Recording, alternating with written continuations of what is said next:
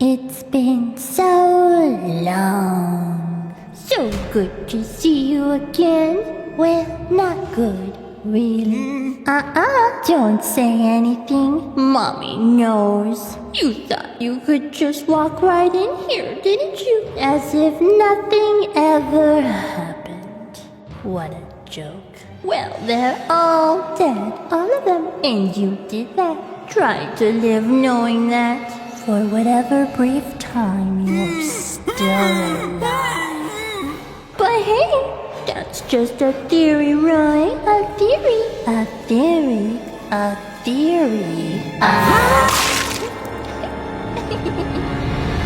Hello, Internet! Welcome to Game Theory, the show that's been popular for 11 years but still hasn't landed a movie deal. Don't know why I felt like mentioning it here. On a completely unrelated note, a few weeks ago we finally saw the release of Poppy Playtime Chapter 2, Fly in a Web. And this thing was longer than a tech demo, so hey, big wins over Part 1. But no, the team wasn't content to stop there. Poppy Playtime's newest chapter went above and beyond, requiring players to master not just one, but two different gameplay styles. Whack-a-mole and Simon Says. Blue!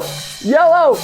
Violet! Ah! Every game is required to have a Simon Says segment for some reason. I'm of course being facetious about the whole thing. This new chapter actually offered a lot of awesome stuff. Cool puzzles, thrilling chases, and an oversized plush toy failing to pull a lever.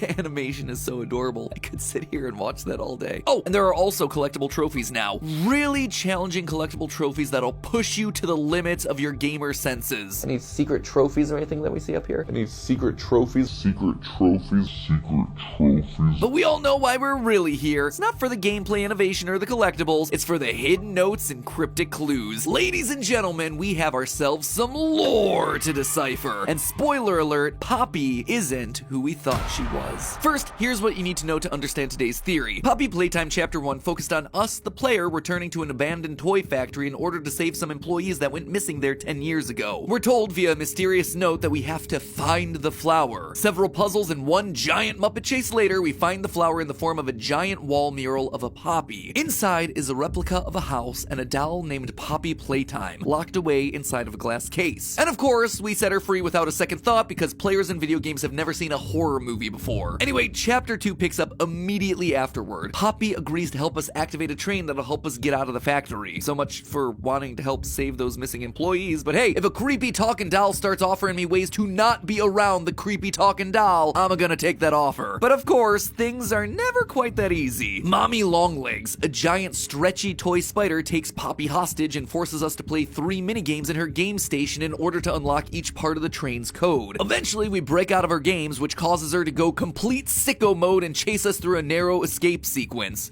Where have I seen something like that before? In the end, she gets caught in a grinder and her remains are dragged away by a mysterious claw. We rescue Poppy, get on the train, but surprise, surprise, she betrays us, crashing the train and forcing us even deeper into the factory. So those are the highlights from the chapter, but we're still left with a lot of overarching questions. Who are we? Where are these missing employees we're so concerned about? What's the true nature of the toys? And who's secretly pulling the strings behind all of this? Well, I think I have the answers to each and every one of those questions, and the last one is probably the best place to start. As I just talked about, after defeating Mommy, we see her remains get dragged away by a mysterious claw.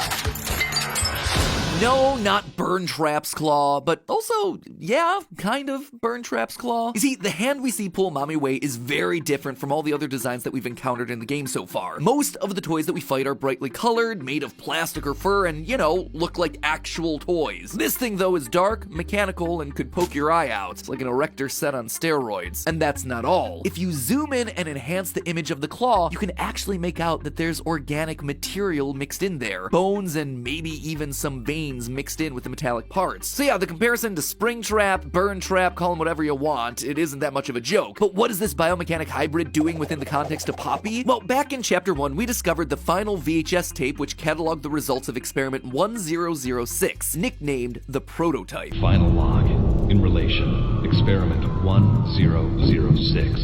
The prototype. Coordination and cooperation is evidently within his skill set, as well as the skill set of all other experiments of his type. This, along with a death screen that said Experiment 1006 isn't he wonderful, led us to believe in a previous theory that our big blue boy Huggy Wuggy was the prototype, since, you know, he was kind of the only character that we met in Chapter 1, Occam's razor and all that. However, take a look at the hand on the TV screen that we see during that VHS recording. Look familiar? We see that hand appear again in yet another VHS tape in Chapter 2. Log code 08502 in relation. Experiment 1006. The prototype. The prototype seems to possess an unprecedented level of intelligence, beyond that of all other test subjects, as well as an alarming willingness to commit violence. Experiment 1170, Huggy Wuggy, remains the optimal outcome due to his sufficient intelligence paired with maximum obedience. Obviously, this outright tells us that Huggy isn't Experiment 1006, and that it's instead the owner of this mysterious claw. So that's what the prototype is, but what makes it so special? Well, during that same VHS tape, we also hear how the prototype takes apart an alarm clock and uses it to make a laser pointer. In short, it's smart and it's able to repurpose things, which would explain Mommy's concern in this moment. What have you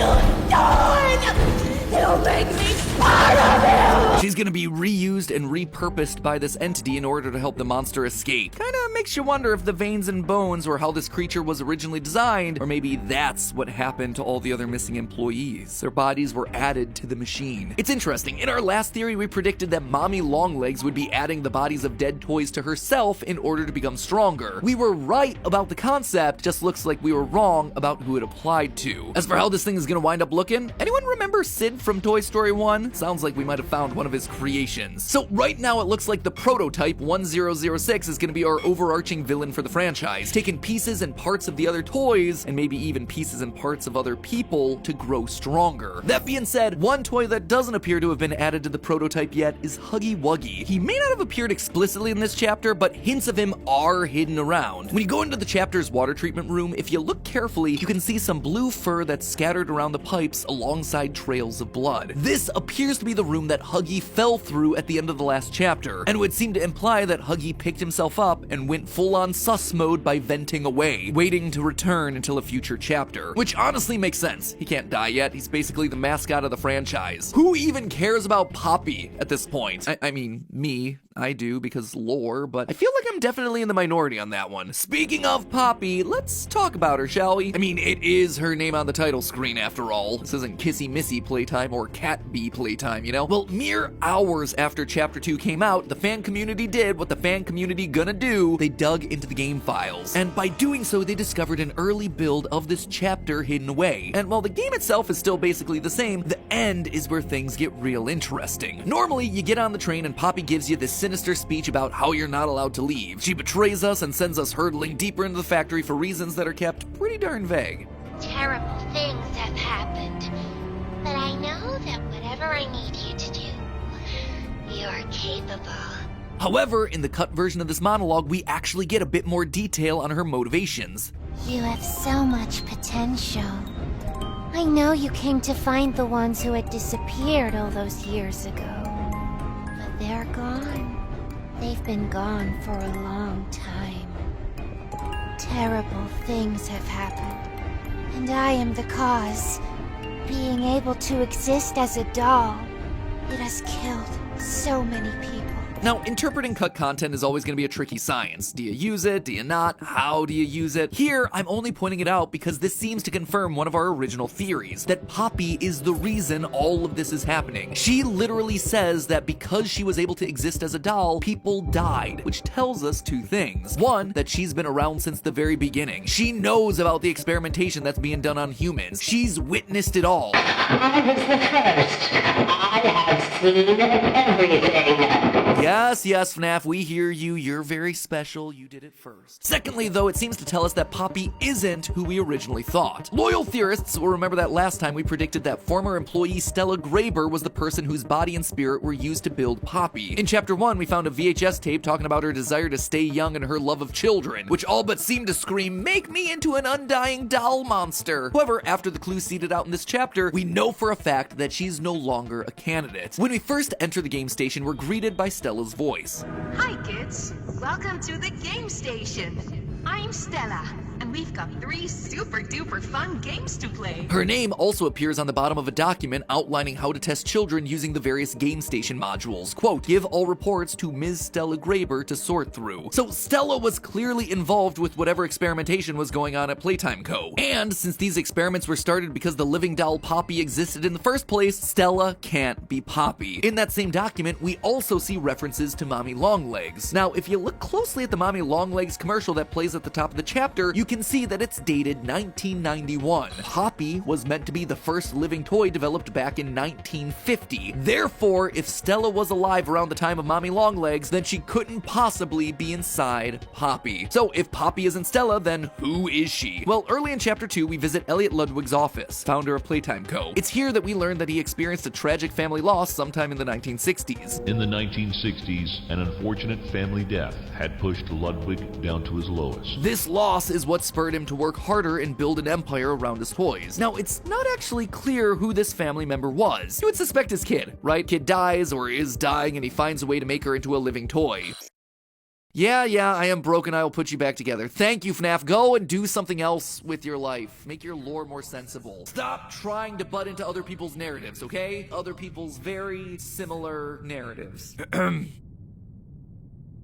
Anyway, as I was saying, you would suspect that he's doing this for his kid, right? And that's who Poppy is. It's his daughter. But there's a wrinkle to that, and it's not coming from the game, but rather the game's website. You see, we know via a newspaper article hidden on the About section of Playtime Company's merch website that Elliot's wife divorced him in 1930. This means that if a child came from that relationship, that biological son or daughter would have been in their 20s or 30s when Poppy was created. It seems a bit old, to be honest. The loss could have been a grandchild. That's definitely a possibility. But for me, I think the most likely option was that it was an adopted daughter. In chapter 1, we see a lot of posters hanging on the walls talking about Playtime Co.'s adoption initiative. What if that program was initially started because Elliot had an adopted child himself, and he wanted to bring that joy to other families, thereby modeling it in those Playtime Company values. And then, when his daughter dies or is suffering, he, has to find a way to put her back together. So his adopted child dies tragically, and he tries something to revive her, probably by fusing her with Poppy. And it works. Something he does works. She's in the doll, but he's not exactly sure what he did. Might I suggest trying Remnant or Agony? Sorry,